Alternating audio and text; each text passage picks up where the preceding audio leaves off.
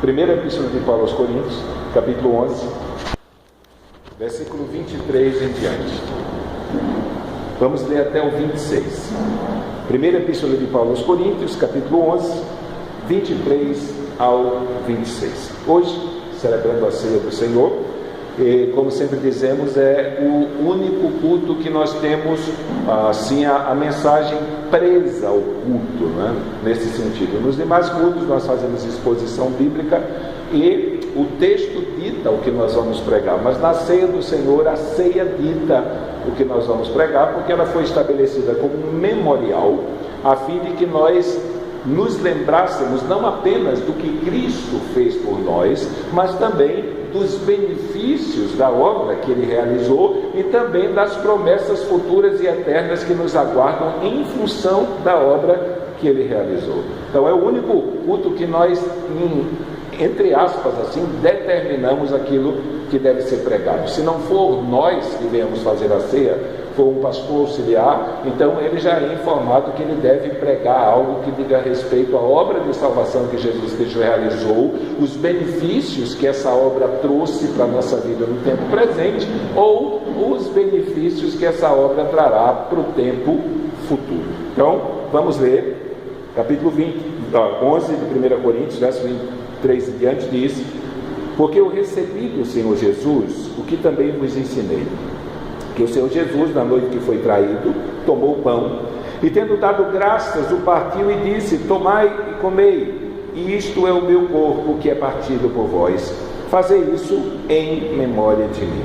Semelhantemente também, depois de cear, tomou o cálice, dizendo: este cálice é o novo testamento no meu sangue, fazei isto todas as vezes que beberdes em memória de mim. Porque todas as vezes que comerdes esse pão e beberdes esse cálice, anunciais a morte do Senhor até que Ele venha. Pai amado, mais uma vez colocamos a nossa vida diante de Ti. Queremos pedir que o Senhor venha ser conosco, Senhor, e venha nos alcançar, venha ser conosco, Senhor, e venha nos alimentar, venha nos instruir, venha nos fortalecer, Senhor, mediante, Senhor, o conhecimento e a exposição da Tua palavra. Pedimos a ajuda do Teu Santo Espírito, Senhor, porque a única coisa que nós podemos fazer é informar, mas não temos, Senhor, nenhum poder para fazer a informação que a Tua palavra nos dá descer ao nosso coração, Senhor, ó Deus, e simplesmente se tornar parte da nossa existência, parte da nossa vida. Só o Teu Espírito Santo tem um poder de aplicar a Tua palavra ao nosso coração. Por isso, nessa noite, colocamos a nossa vida diante de Ti e pedimos a Tua ajuda, que o Teu Santo Espírito não apenas, Senhor, esteja nos ajudando a compreender mais acerca dessas verdades, mas também que o Teu Santo Espírito esteja aplicando essas verdades ao nosso coração e firmando, Senhor, essas verdades na nossa consciência, na nossa mente, Senhor, a fim de que nós tenhamos mais facilidade e habilidade de darmos razão da nossa fé àqueles que nos perguntam. Por isso, sei com a minha vida, sei com a vida dos Teus filhos e filhas que aqui se encontram, Senhor, nós pedimos e Te pedimos em nome de Jesus. Amém. Quando pensamos nesse momento em que nos reunimos a cada mês, ceia do Senhor, não estamos pensando num momento mágico, não é?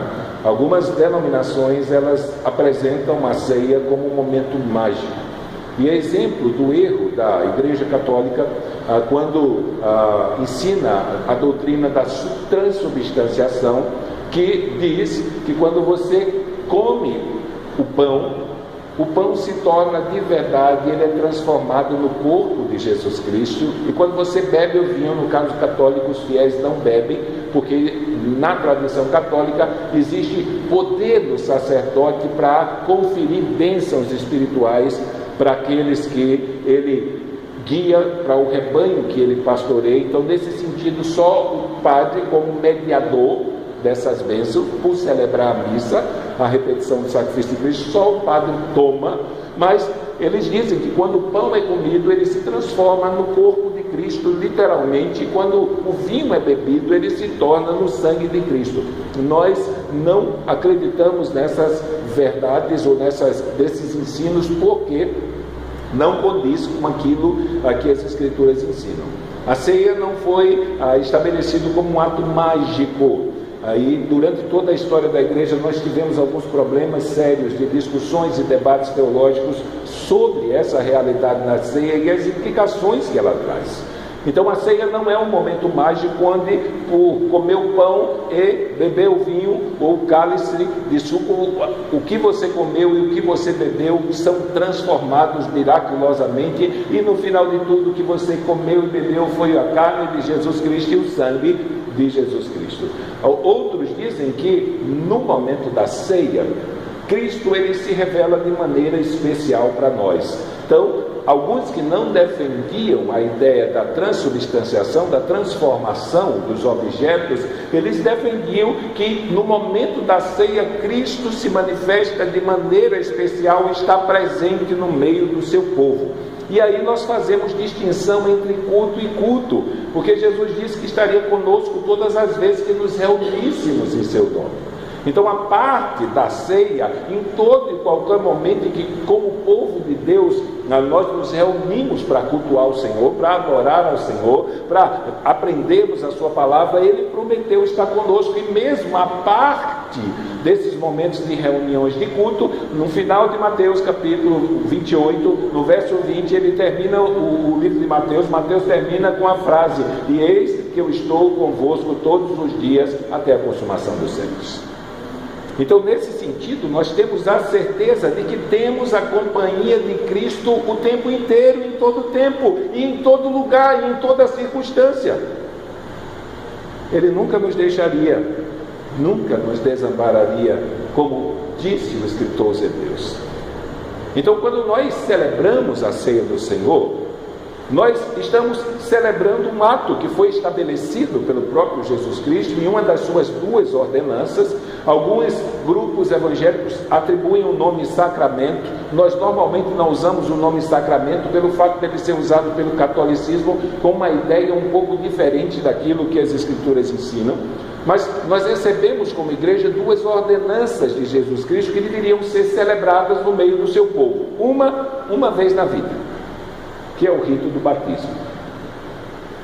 Então o batismo é aquele ato oficial, público, em que uma pessoa que tem plena convicção no seu coração de que ela foi alcançada por essa salvação e sobre ela repousa todos os benefícios conquistados por Cristo na cruz em relação ao pecador, para conferir-lhe vida eterna, participação na família de Deus e morada eterna no reino celestial. Então um pecador que ele tem plena convicção de que foi alcançado por essa obra transformadora e salvadora, então ele publicamente testifica isso a partir do batismo.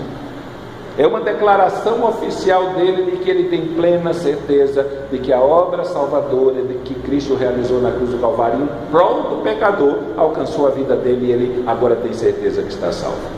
Quando celebramos a ceia, a ideia e o foco não é diferente. A diferença do batismo e da ceia é que o batismo é um ato que é estabelecido no princípio da caminhada como expressão pública de fé daquele pecador que creu em Jesus Cristo. A ceia, ela é uma expressão didática que foi estabelecida com o propósito de nunca deixar nem eu, nem você, nem qualquer cristão no curso da história esquecer o que foi que Deus fez pela nossa vida como pecadores, enviando o seu Filho a esse mundo, e alguns ficam chocados com esse termo, matando o seu Filho no nosso lugar, para que eu e você, livres da morte, pudéssemos ter vida e vida eterna. Então, nesse sentido, nós nessa noite, mais uma vez, estamos por intermédio dessa celebração, relembrando a nós mesmos os feitos do Senhor do passado, que na era presente nos trouxe esperança de vida e de vida eterna. A ceia do Senhor é um memorial didático. A exemplo das festas de Israel, que não eram celebradas somente por ser festas, mas eram celebradas justamente para que o povo de Israel, olhando para o passado, relembrasse como com a sua mão poderosa Deus os tirou da terra do Egito, e como com sua mão poderosa Deus os estabeleceu na terra que ele prometeu, e como com a sua mão poderosa Deus sustentou o seu povo, e deu alimento ao seu povo, e deu vitória ao seu povo diante dos seus inimigos. Então as festas de Israel, elas tinham esse caráter de não permitir que o povo de Israel, o povo de Deus do Antigo Testamento, se esquecesse dos feitos passados do Senhor, em especial os feitos que trouxeram libertação ao povo da escravidão e os tornaram um reino, os tornaram uma nação, os tornaram um povo de Deus. Então a ceia do Senhor, ela serve de parâmetro para que eu e você possamos, de verdade, poder olhar para o passado mais uma vez. Mês a mês, podemos olhar para o nosso passado e não esquecermos de onde foi que nós viemos. E mais ainda, não esquecermos o que foi que Deus fez mediante a vida do seu Filho, para que eu e você pudéssemos estar aqui celebrando a esperança não apenas de uma vida terrena tendo a companhia de Deus, mas quando essa vida terrena se findar, nós expressarmos a certeza que temos de que passaremos a eternidade com Ele. Então Paulo, ele começa essa narrativa da ceia dizendo que o que ele ensinou para os irmãos, ele não aprendeu de nenhum pregador, ele não aprendeu de nenhum apóstolo, mas ele aprendeu do próprio Jesus Cristo. Paulo conta detalhes da ceia, ele fala do momento em que Jesus Cristo estava reunido naquele cenáculo com os discípulos e celebrou a ceia sem Paulo haver estado lá. Então esse texto é usado como uma prova cabal de que de verdade Jesus Cristo apareceu para Paulo e ensinou a Paulo o evangelho que ele viria pregar. E Paulo diz o seguinte, que quando ele voltou da região da Galácia e que encontrou os apóstolos falando para ele dos acontecimentos da vinda de Cristo, da vida de Cristo, da sua morte e da sua ressurreição, sem que Paulo tenha ouvido nenhuma pregação deles, Paulo diz, olha, o que eles me disseram de nada me acrescentou. Porque tudo aquilo que eles estavam dizendo para Paulo, o próprio Senhor Jesus ensinou a Paulo. Então ele vai dizer que, ele começa dizendo que o que ele recebeu do Senhor, isso ele havia ensinado. E o que foi que ele recebeu do Senhor? Ele recebeu do Senhor a mensagem que ele deveria pregar. Ele recebeu do Senhor o Evangelho, que teve o seu clímax na morte e na ressurreição de Jesus Cristo. Esse foi o coração da mensagem de Paulo. Jesus Cristo morto, crucificado e ressuscitado.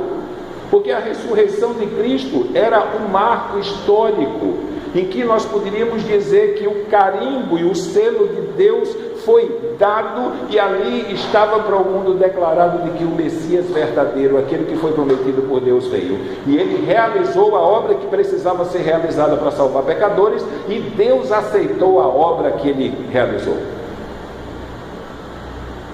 Deus aceitou o sacrifício do seu Filho em prol da minha vida, da sua vida e da vida de todos aqueles que desde o passado até o futuro, o último que irá crer, virão a entregar a vida a Jesus Cristo. Então ele diz, porque eu recebi do Senhor o que também vos ensinei. E ele faz uma narrativa breve dos últimos acontecimentos da vida de Cristo, em especial naquele momento em que ele estava reunido com os discípulos, com os apóstolos do cenáculo. E ele vai apresentar duas realidades acerca da obra de Cristo que são importantes para nós. Primeira realidade era a questão do castigo que os nossos pecados mereciam diante da lei de Deus. Então Jesus Cristo, ele, em sua obra, primeiro, ele assumiu a nossa culpa, ele se pôs no nosso lugar, e assumindo o nosso pecado sobre ele, vem a lei de Deus e castiga o nosso pecado dele. Ele não tinha pecado nenhum, mas a lei de Deus, por ele assumir o nosso lugar, castigou Cristo no nosso lugar com uma morte que eu e você deveríamos experimentar. Então ele começa dizendo e falando do simbolismo do pão. E a ideia aqui é muito parecida com aquela de Isaías.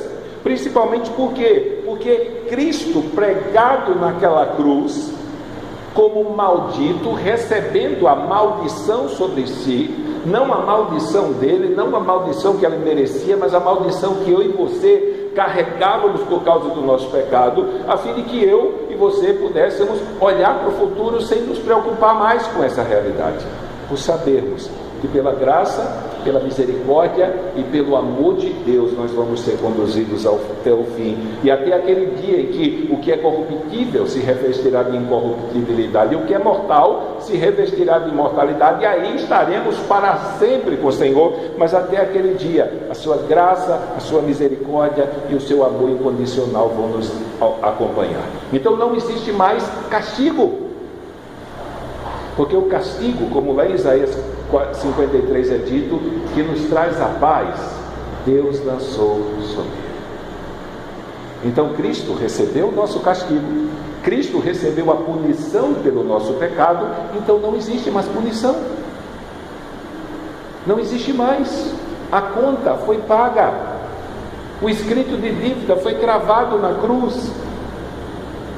Então aquele que foi alcançado de verdade pela obra de Cristo, ele tem plena certeza de que ele vai correr a sua carreira. O escritor aos Hebreus diz que vão haver alguns momentos em que o peso e o pecado estarão continuamente diante de nós, tentando nos fazer parar. Mas é na hora que o escritor aos Hebreus diz que o pecado vai estar, que ele estimula o crente dizendo: olha, continue, porque pecadores iguais a você já chegaram lá. E aí ele apresenta aquela tão grande nuvem de testemunhas do capítulo 11 de Hebreus, dizendo que todos eles alcançaram pela fé um bom testemunho diante de Deus. Então não foi pelas suas obras que eles conquistaram um bom testemunho, mas foi pela confiança que eles tinham, que o Deus que fez a promessa, Ele é fiel para cumprir. Paulo diz em Filipenses 1,6: eu estou bem certo, irmãos, que o Deus que começou a boa obra em vocês, aquele que começou a boa obra em vocês, Ele há de completá-la. Então nós estamos seguros nessa caminhada, pelo fato de que, como Paulo diz em Romanos 8,1, nenhuma condenação há para os que estão em Cristo Jesus. Então, se eu estou em Cristo, se você está em Cristo, Paulo diz, não existe mais condenação. E no fim do capítulo 8 de Romanos, no 37 em diante, ele canta aquele hino: quem nos separará do amor de Deus?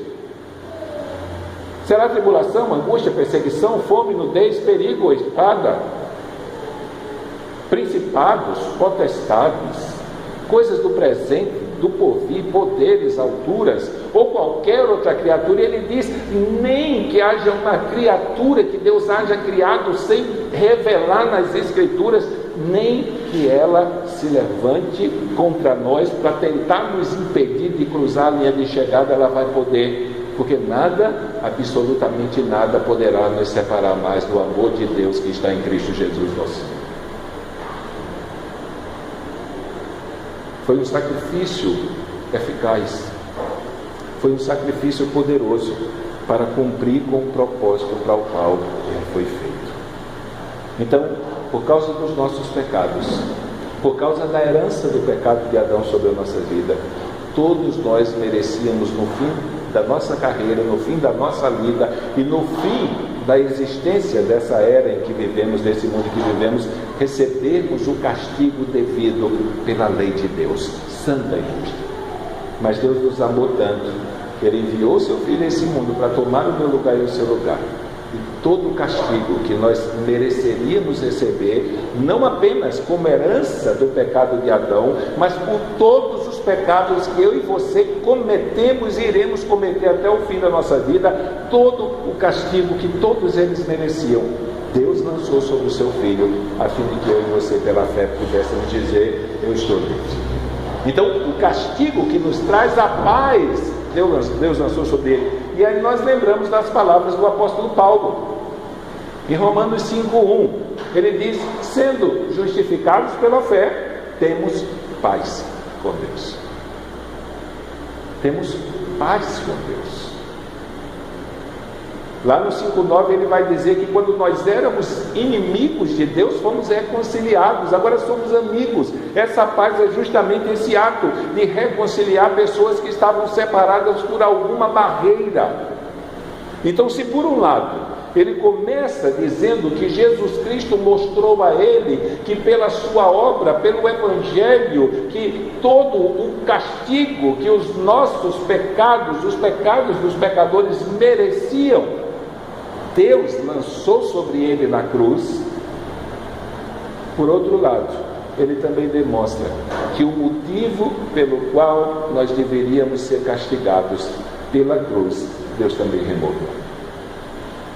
Então, se por um lado o pão expressa essa realidade do sofrimento que Cristo teve que passar, o clímax do sofrimento que ele teve que passar, nos substituindo e sendo alvo da ira de Deus, culminando na sua morte física na cruz do Calvário, por outro lado, a morte dele teria que acontecer. Era o clímax da obra que Deus tinha estabelecido para nos salvar, porque sem derramamento de sangue não há remissão de pecados. Estamos lendo, para aqueles que estão lendo o Antigo Testamento, terminamos Levítico, e aí Levítico é uma coisa complicada, porque a gente fica enjoado de ver tanta mão na cabeça de cordeiro, mão na cabeça de ovelha, mão na cabeça de bode, e corta o pescoço, e molha a ponta do sangue, no dedo do sangue, põe na ponta do altar, depois pega o sangue, derrama na base do altar, e aí põe a cabeça e mata, e degola, e pega o sangue, e derrama não sei aonde. Então, no que diz respeito a sacrifício pelo pecado, o derramamento de sangue era necessário para que Deus aceitasse a oferta e perdoasse aquele que havia ofendido a sua santa lei. Então a obra de Cristo na cruz foi um sacrifício feito em prol dos meus pecados e dos teus pecados. E aí ele vai dizer que, semelhantemente, depois de comer o pão, que simbolizava todo aquele sofrimento físico passado por Cristo, sendo julgado pela lei de Deus, culminando da sua morte, que é o salário do pecado, Paulo diz que, semelhantemente, depois de cear, ele tomou o cálice e disse: este cálice é o Novo Testamento no meu sangue. É a nova aliança. Algumas traduções trazem aliança. Essa tradução que nós estamos lendo, ela já traz o sentido real da expressão. E é uma coisa bem diferente aqui, não é? Estamos lendo Êxodo, e agora em Êxodo 19, vamos ver Deus firmando mais uma vez a sua aliança com o povo de Israel, fundamentado na lei de Moisés. Então, para que o povo de Deus, no Antigo Testamento, ele fosse abençoado por Deus, ou fosse punido por Deus, a bênção ou a maldição era um reflexo da atitude que eles tinham diante dos mandamentos de Deus escritos na lei de Moisés. Então a antiga aliança, no que diz respeito a esse bom relacionamento de Deus com seu povo, estava intimamente ligada à obediência do povo. E aí nós lemos o Antigo Testamento e na maior parte dele Deus está punindo o seu povo, porque o seu povo não tem condições nenhuma de obedecer completamente à lei. E como consequência disso, eles jamais poderiam se aproximar de Deus diretamente. Quando Deus se apresenta lá no monte e chama Moisés, Moisés sobe. Então a ordem era que ninguém se aproximasse do monte, nem gente nem animal. Se por acaso um animalzinho sem querer fosse lá e arruiasse o monte e pegasse a estrada, ele seria morto. Se uma pessoa ousasse passar o limite, ele seria morto. Eles eram o povo de Deus, foram escolhidos por Deus para que Deus, no meio deles, realizasse a obra que viesse manifestar a sua glória, e os povos da terra soubessem que há um Criador poderoso, Senhor de todas as coisas, e Deus eterno, e que governa e que sustenta. Então o caráter de Deus era revelado aos ímpios pelas ações de Deus no meio do seu povo, tanto na hora que Deus abençoava, tanto na hora que Deus punia. Mas o seu povo não poderia se aproximar dele, porque o pecado ainda estava estabelecido como muralha, como barreira, e só o sumo sacerdote entrava uma vez por ano no Santo dos Santos para representar o povo diante de Deus. E se ele tivesse pisado na bola e não tivesse oferecido sacrifício por ele, Deus o mataria, como foi para aqueles que estão fazendo a leitura bíblica, os 2 filhos de Arão, que pegaram um foguinho estranho, acenderam o incenso e foram prestar o serviço ao Senhor, e Deus matou os 2. Eles pegaram um foguinho possivelmente de um lugar e não do altar lá, do fogo que foi aceso de maneira sobrenatural pelo próprio Criador. Possivelmente eles beberam, pelo contexto, e Deus simplesmente os matou lá, porque não era permitido a nenhum ser humano se aproximar de Deus, a menos que Deus o houvesse escolhido para isso. Então, era Moisés, e quando Deus tinha alguma coisa direta para tratar, entrava Arão. Se Deus não tivesse nada, era Moisés, que mediava perante Deus o povo e era o intercessor do povo. Agora, na nova aliança, a coisa muda, porque nós não temos mais sacerdotes terrenos que nos representam diante de Deus, e nós ficamos de longe agora, por intermédio da obra de Cristo, o nosso eterno sumo sacerdote, que pelo seu sangue abriu o novo caminho, o vivo e novo caminho. Ou seja, o derramamento do sangue de Jesus Cristo como oferta pelos nossos pecados, não apenas trouxe perdão dos pecados diante de Deus, mas simplesmente purificou, removeu os nossos pecados de diante da justiça punitiva de Deus. E agora eu e você podemos viver na liberdade com o nosso Criador, sem libertinagem, mas na liberdade, sabendo que eu e você podemos ir diretamente a Ele sempre que precisamos, e orar diretamente a Ele sempre que precisamos, sem precisar de mediadores terrenos, e saber que todas as vezes que nós nos buscarmos por um ato da fé, confiando na obra que Jesus Cristo fez, Deus vai nos dar atenção, e segundo a sua vontade Ele vai nos abençoar da melhor forma que Ele entender. Então não existe mais esses sacerdotes terrenos, que é somente a partir dele que eu vou interceder diante de Deus, e a partir dele Deus vai me abençoar. Infelizmente esse é o grande problema das igrejas neopentecostais. Elas vivem ainda no sistema da antiga aliança. Para eles, os pastores são Arão e os seus filhos, e o povo é aquele grupo de pessoas que necessitam da intercessão deles para serem abençoados. O povo não pode se aproximar de Deus. Isso é um erro, porque Cristo nos tornou um reino de sacerdotes. Então, nesse sentido, a partir do momento em que o meu pecado foi perdoado, e a partir do momento em que os meus pecados foram purificados diante da justiça de Deus, agora a porta de Deus se abriu para mim, se abriu para você, se abriu para todo aquele que teve fé em Jesus Cristo. E nesse sentido, Paulo diz que no sangue, ou pelo sangue de Jesus Cristo, foi estabelecida a aliança com Deus. Não? Uma aliança que não pode ser quebrada como a do Antigo Testamento. A do Antigo Testamento era condicional. Se vocês ouvirem a minha palavra e tiverem cuidado de guardar tudo que eu tenho ordenado para vocês, sobre vocês virão tais bênçãos. E se vocês ouvirem a palavra e não tiverem cuidado de guardar todas as coisas que eu tenho ordenado, sobre vós virão essa maldição. E aí a gente vê o erro hoje dentro da igreja, das pessoas ressuscitando uma aliança morta, ensinando para a igreja Deuteronômio 15, 28, aquela doutrina das bênçãos e maldições, que não fazem mais parte da realidade da existência da igreja atual. Porque o nosso relacionamento com Deus e a aceitação de Deus para com a minha vida e para com a sua vida é por causa de Cristo, e não das nossas boas obras. E a bênção de Deus sobre a minha vida e a sua vida, de maneira contínua, até o dia em que nós vamos encontrar com Ele no final da jornada, está fundado e alicerçado na sua graça, na sua misericórdia e no seu amor incondicional.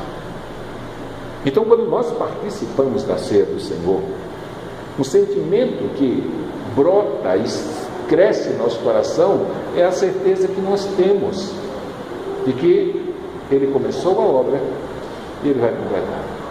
A certeza que nós temos de que nós não estamos vivendo nessa vida, como sempre dizemos, a mercê do acaso.